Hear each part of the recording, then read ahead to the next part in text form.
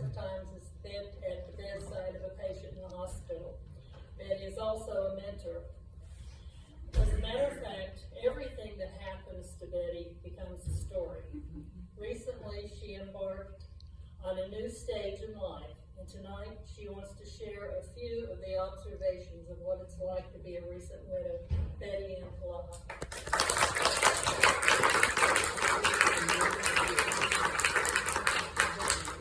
I promise you won't need a tissue. The recent widow went grocery shopping for the first time. When the recent widow went grocery shopping for the first time, she didn't make a list. She didn't have a special recipe that she wanted to make, or even a regular food recipe that she always made that she needed ingredients for because she didn't want to cook, period. Didn't want to cook at all. The reason she was going to the grocery store was because the milk had gone bad and she didn't have any milk for her coffee. And she thought, well, if I'm going to the store, I should probably buy something else. And she looked around in her cabinets and her refrigerator and nothing appealed to her. She didn't get any idea or anything. But then she thought of something. She thought of something she wanted to eat. And she even thought, maybe widowhood is like being pregnant and you get cravings. Because what she wanted to eat was ramen noodles. Ramen noodles were easy to make, hot, they filled you up, they were salty, and she hadn't had ramen noodles in years and years and years because her husband had been gluten-free. Now she was going to go to the store and she was going to get that milk and she was going to get that ramen noodles. When she walked into the grocery store, she was confronted with an impulse buy stack of Cheetos. And Cheetos was another thing she rarely bought because her husband couldn't eat them. And if she ate them, all that 18,000 calories would all be hers. And that would not be good for her figure. Who the hell cared about a figure anymore? She took that box of Cheetos and she put it in the cart. Moving right along, she went to the deli and she ordered salami and provolone cheese because she was existing on sandwiches. 2 slices of bread, mustard, salami, provolone cheese, and you're done. And you're full. And that was good. And she moved up to the vegetables and she thought, maybe I'll get creative and I'll get a tomato and some lettuce for my sandwich. She came around the corner and she was confronted by another impulse buy of Progresso soup. Every can of Progresso soup had a big sign on it that said $1.99, and that sounded cheap to her. She remembered buying some for her husband that was gluten-free, and that had to be more than $2. And then she thought, well, $2 is a good price for lunch. Have soup for lunch, $2. And then in her past life, she and her husband had junk food junkies. They more often went out for lunch to McDonald's or Pal's or Subway 3 times, 4 times a week. She never thought about how much it cost. And now she was considering that $2 for lunch was a good idea. 5 cans of Progresso soup went in the cart. And after she got home, she looked up Progresso soup. It was $2.20 a can, so she had saved a whole $1. Moved on to the meat counter, and she said, well, if I do decide to make myself a healthy meal, I want something simple and good, and what would that be? She decided on salmon. And she's going to the butcher. I want that little piece over there in the corner. No, not that piece. The little tiny one over there in the corner. And she felt like she had a big sign on her head that said, single old lady. On to the dairy where she bought a half a gallon of milk, and she paid attention to the date because now everything that was perishable, you had to watch the date. Around the corner she went, and then she went up the frozen food aisle, and the cart by its own volition went straight to the gluten-free display, where normally she brought the bread and the pancakes and the waffles and the pizza and the macaroni and cheese. And all she could do was nod. And then she grabbed a hold of that cart and she turned it to the frozen food section because she was going to buy frozen dinners. Frozen dinners was another thing she hadn't had in years because they all have flour in them. And if she were going to give frozen dinners to her husband, she'd probably have to give him 3 because they were so tiny. And she walked over and she looked at the case, and there was like 9 different brands of frozen dinners. When did this happen? And they all had chicken, cheese, pasta, broccoli, a combination of that. And what do? Do you buy the cheapest one? Or do you buy the most expensive one? She had no idea which ones were good and which ones were not.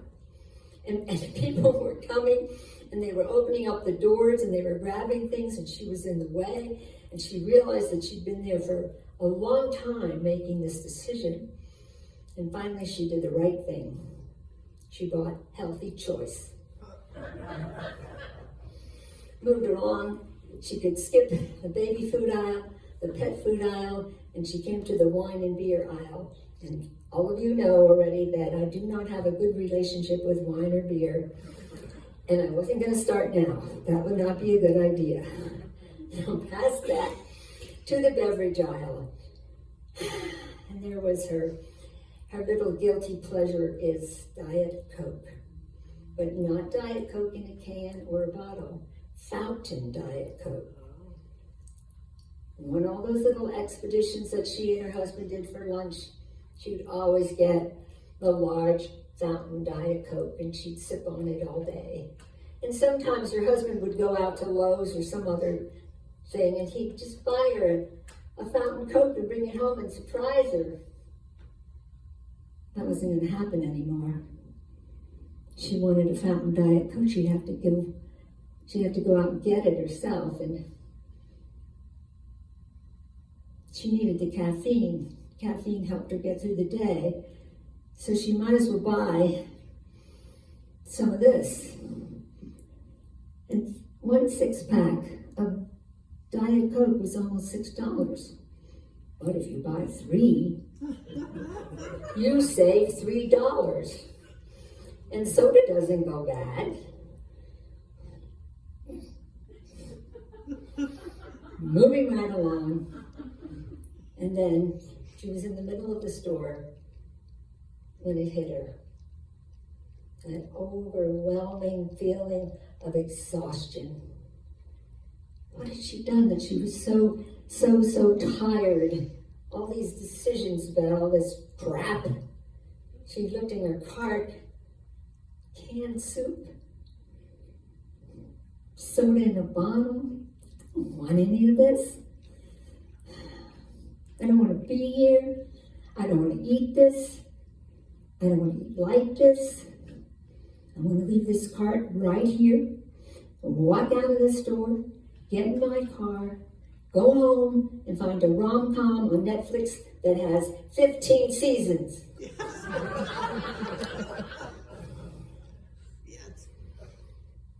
And she stared at the cart, looking at that stuff, and she said, wait, I didn't get any ramen noodles. I didn't get the ramen noodles. The one thing I wanted, I didn't get, and by George, I'm going to go get those ramen noodles. And she pushed that cart up and down those damn aisles till she found the ramen noodles, and she put them in her cart. And just to prove she could do it, she went to the self-checkout.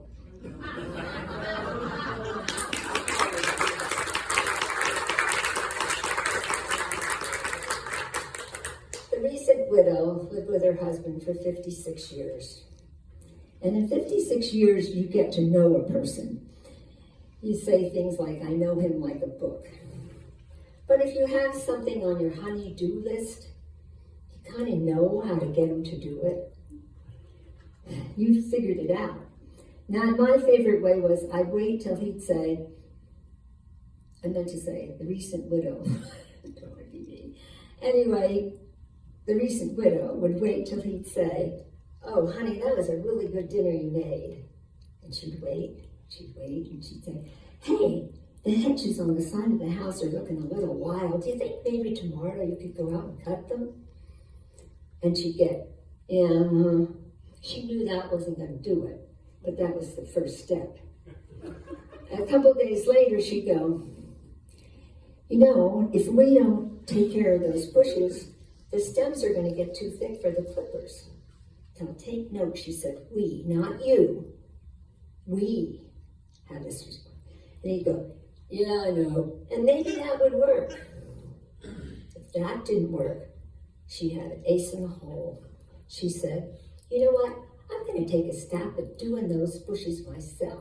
Do you think you could show me how to hook up the extension cord? And then we had to go through the window, and you have to tie a knot between the clipper and the extension cord so they don't come apart. And by the time he got done with all the instructions, he cut the bushes. Well, now I had a honey-do list, and I didn't have a honey. How was I going to do all this stuff? Who was going to do it? And 3 knights in shining armor showed up at my door. And they were younger men and healthy men and intelligent men, and they wanted to do my bidding. Suddenly I had 3 new husbands. And the first husband was intelligent, cautious, took his time, studied things from all angles, was honest. And I thought he'd be a good one to do finance. And when he asked me what he could do, I said, you know,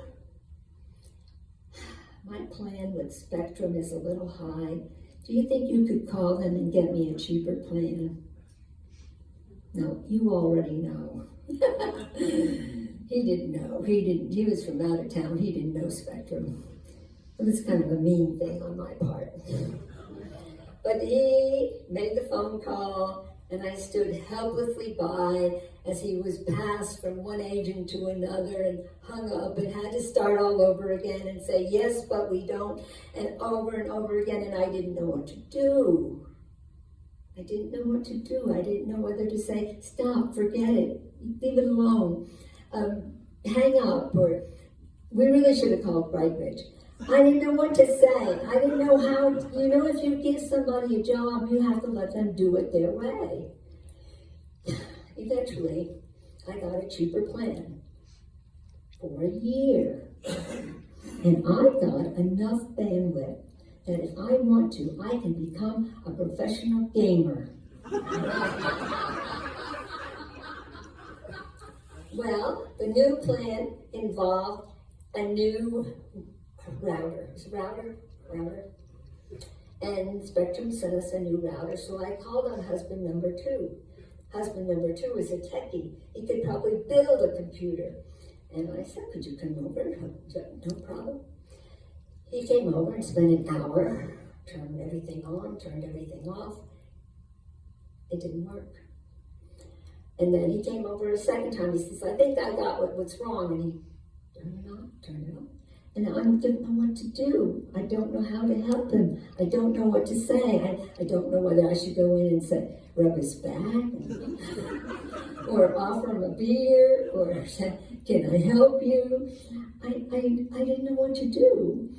I hid in the living room because I didn't know what to do. And finally, he had to call Spectrum and talk to a tech there, and I knew that really bugged him because, the guys don't like to take,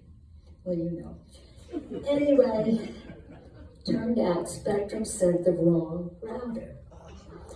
It wasn't his fault. And I thought he would be all happy about it because it was no impingement on his ability, But he still wasn't happy. He told me I should have went with Brightridge. And he said I should get a used router because I could buy one of those and then it would pay off in a year and that I was paying money to rent the router, and it was all a bunch of stuff I didn't want to know. Husband number 3 offered to help me get rid of my husband's old car. That was a big thing. That was a big thing to take on. So I gave him the keys and the pink slip and the whatever title and whatever else I had, and nothing. A week went by. It was a busy week, but I didn't really care, and 10 days went by, and I didn't hear anything, and I didn't know what to do. If I called him, would he think he was bugging him? So again, somebody offers to do something for you. You don't say, hey, you didn't do it yet. You don't, what I didn't know what to do. I really didn't know what to do. Now, eventually, the car went away, and the router worked and everything. But I learned something. I learned that I do not have enough time to train a new husband. I'm going to spend the rest of my time learning how to do things for myself. Thank you.